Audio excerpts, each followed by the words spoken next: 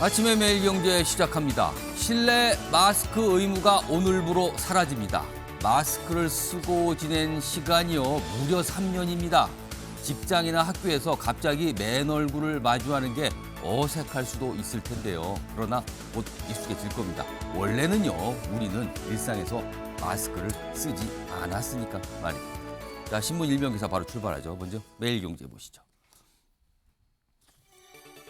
자, 매일경제 일면 아래쪽에 있습니다. 고지서 받으면 철렁할 거다. 주거비 170조 역대 최대다. 이게 무슨 말일까요?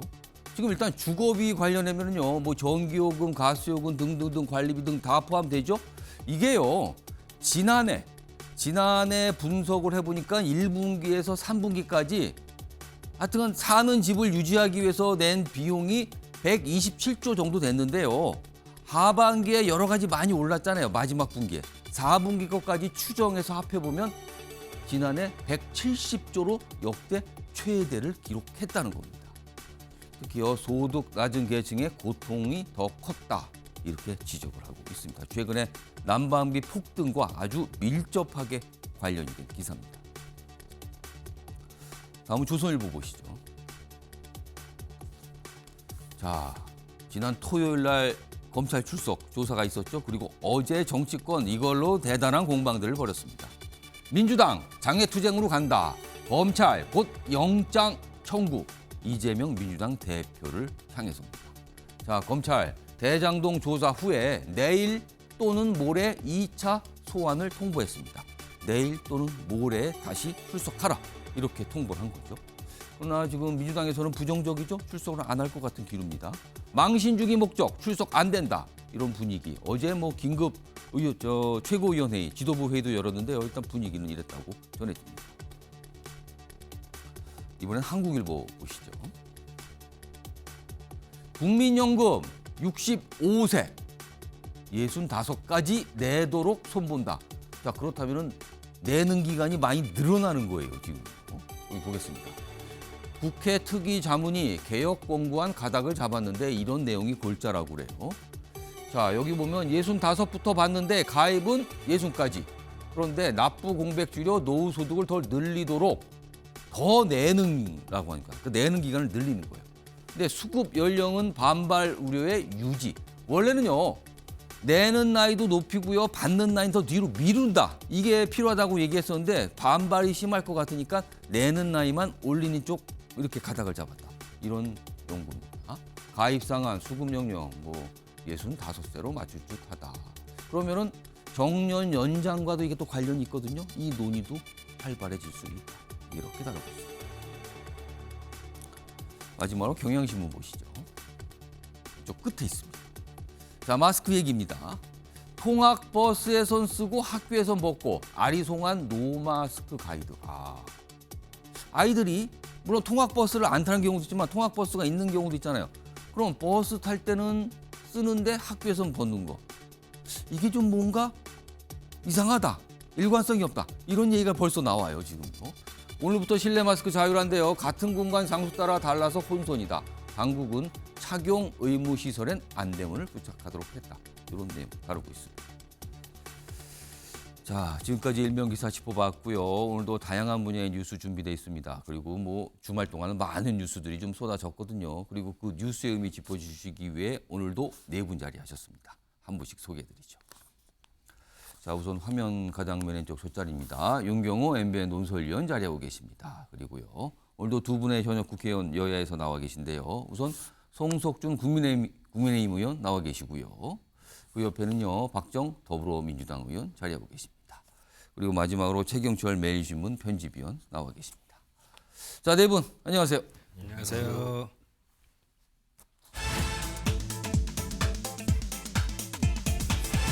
자, 아침에 매일경제가 다룰 첫 번째 이슈 키워드로 준비되어 있습니다. 확인해 보겠습니다. 알림 장외 공방. 공방이 벌어졌는데 알림, 장외. 그러니까 본질적인 부분은 아니지만 밖에서 아주 치열했다는 거예요. 뭔가를 서로 알려주면서요. 자, 기사로 좀 하나씩 확인해 보겠습니다. 이재명 민주당 대표의 검찰 출석 조사와 관련된 내용 뭐 조사는 끝났지만요. 그 위에 여러 가지 얘기들이 나오고 있거든요. 일단 당시 상황을 좀 묘사한 기사입니다.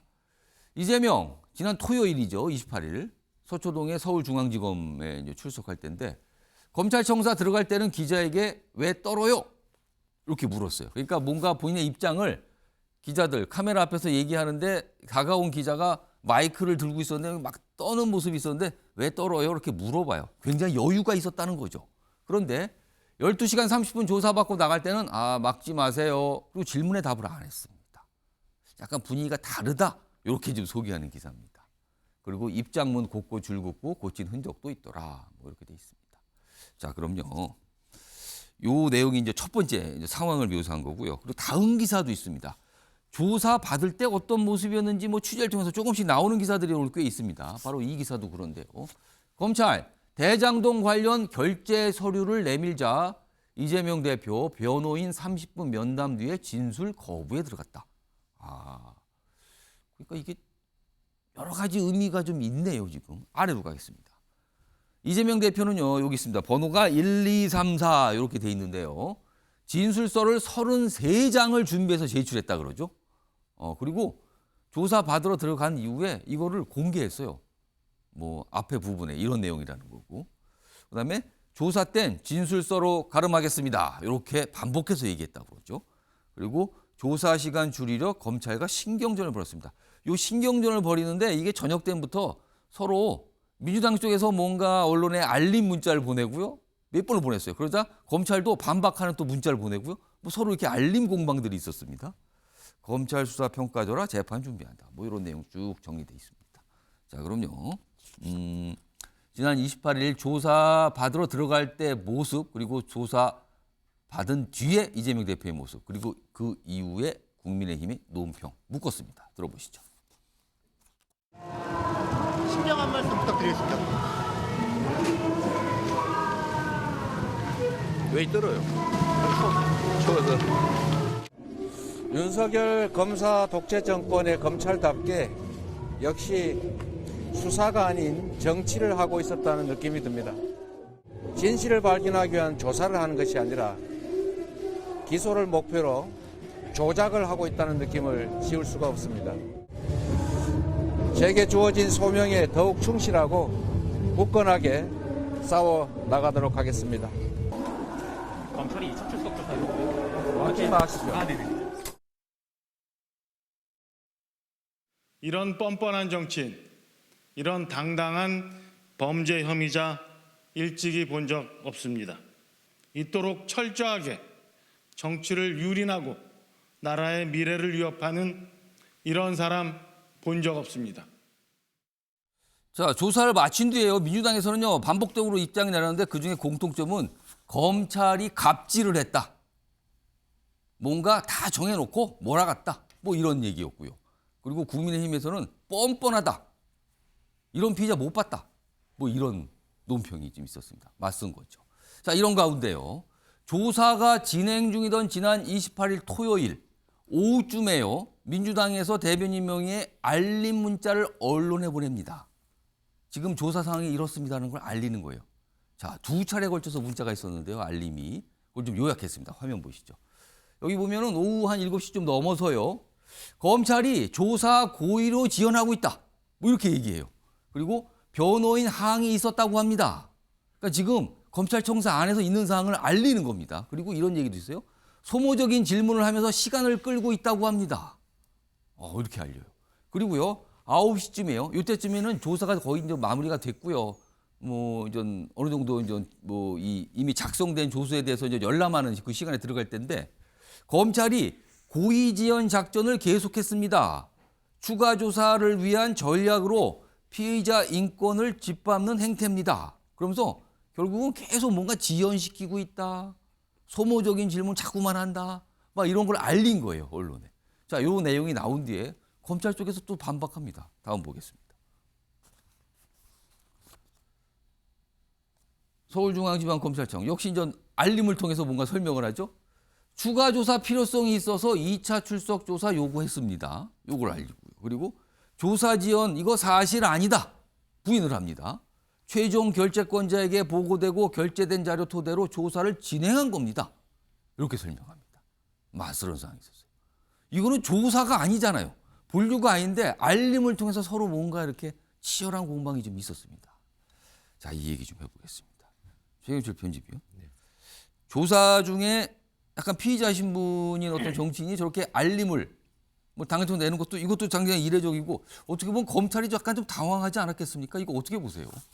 뭐 기싸움의 하나죠. 뭐 국회 다수당을 차지하고 있는 제1야당의 예. 대표가 검찰에 출석했다는 것 자체가 굉장히 큰 일이기 때문에 예. 검찰로 봐서도 굉장히 사안에 대해서 신중할 수밖에 없는 것이고 이재명 대표도 자신의 방어권을 최대한 행사하기 위해서 굉장히 머리를 많이 쓸 수밖에 없는 상황이어서 혼자만의 힘으로는 어렵고 예. 당의 지원이 필요했겠죠. 어. 그렇기 때문에 당에서 저런 문자가 많이 날아왔고 예. 그리고 중앙지검에서도 굉장히 여론전에 신경을 쓰는 눈치였습니다. 그러면 지금 민주당, 이재명 대표와 민주당 그리고 검찰 역시 여론을 굉장히 주시하면서 지금 뭔가 좀 호소하는 상황이다. 이렇게 봐야 됩니까? 그렇습니다. 이게 뭐 아무리 형사사법 체계의 예. 뭐 한 축을 행사하는 것이라 할지라도 이것이 정치인이 들어가는 것이기 때문에 예. 국민들은 이 사안을 단순히 특정 형사 사건으로만 보기는 어렵거든요. 그렇기 때문에 기싸움이 벌어지는 것은 필연적이다. 예. 그렇지만 과연 얼마만큼 이재명 대표가 그 기싸움 과정에서 예. 국민들에게 정당성을 보여줄 수 있느냐.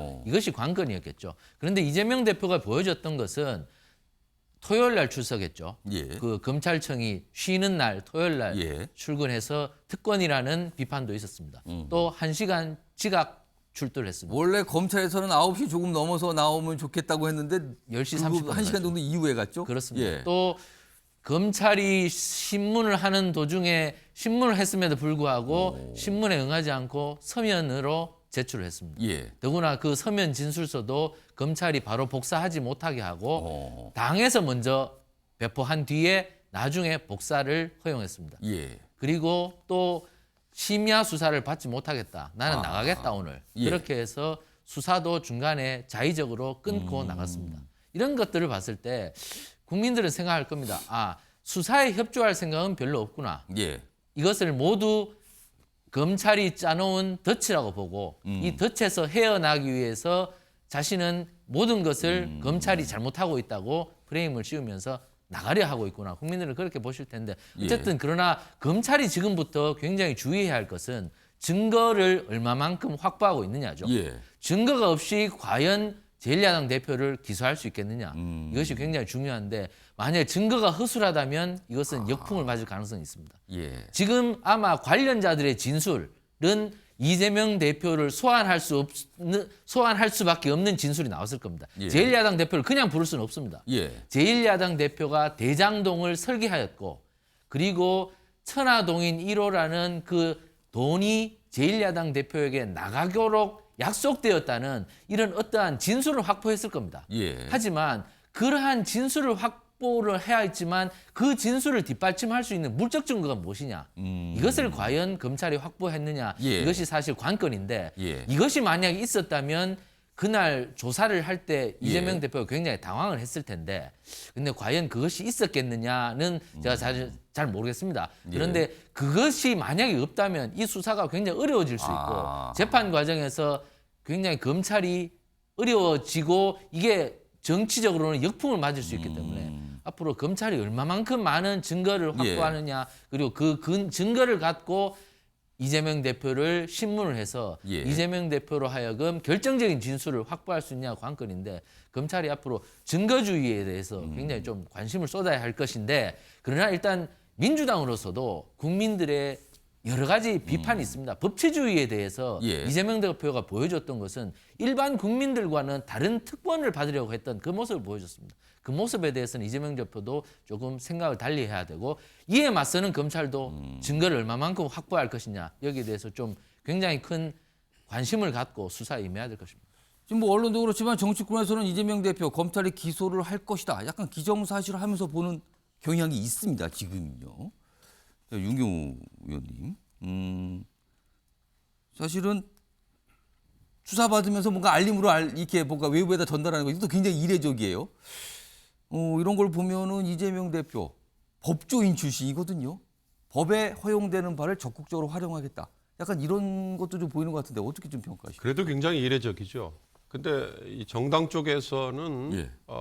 기자들에게 알린 문자 그걸 어떻게 보면 실시간으로 그렇습니다. 뭐 올렸- 이렇게 뭐라고 합니다. 뭐 이렇게 전하는 내용을 계속 알려줬어요. 이렇게. 올렸잖아요. 그런데 저는 거기에 대응하는 검찰이 더 이례적이라고 봅니다. 아, 검찰 역시 뭔가 피의자를 알립니다. 불러서 신문을 하는 그 과정 중에 당사자가 속해 있는 정당에서 예. 그렇게 문자로 기자들에게 상황을 전달했다고 그걸 반박하는 문자를 그거 역시 이례적이다. 예, 맞대응한 오. 저는 그게 아주 이례적이다. 그러면 그건 무슨 의미일까요? 결국은 장외 여론전에 양쪽 다 지나친 신경을 쓰고 있다. 검찰 역시 굉장히 예의주시하고 있다. 왜 지금. 그럴까? 우리 최경철 의원의 얘기 중에 저는 핵심이 들어있다고 봐요. 검찰이 지금까지는 관련자들의 진술을 통해서 피의 사실을 뭐 의도적으로 공표를 했는지 아니면 뭐 간접적으로 했는지 모르지만 예.